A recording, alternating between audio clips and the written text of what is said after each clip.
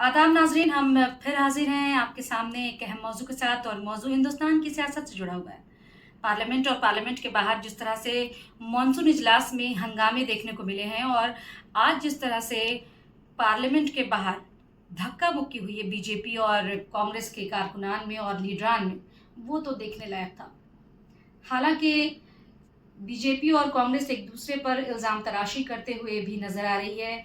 एक तरफ जहाँ बीजेपी लीडरान का कहना है कि कांग्रेस लीडर राहुल गांधी ने बीजेपी के प्रताप सैनी को इस तरह से धक्का दिया कि वो ज़ख्मी हो गए।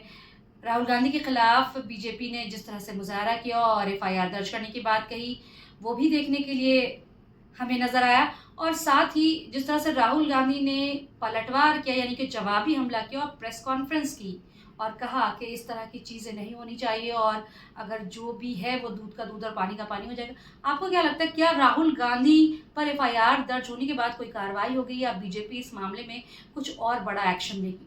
हमें अपनी राय से कमेंट सेक्शन में ज़रूर नवाजें और देखते रहें हमारा चैनल न्यूज़ 18 उर्दू और दें इजाज़त। खुदा हाफ़िज़।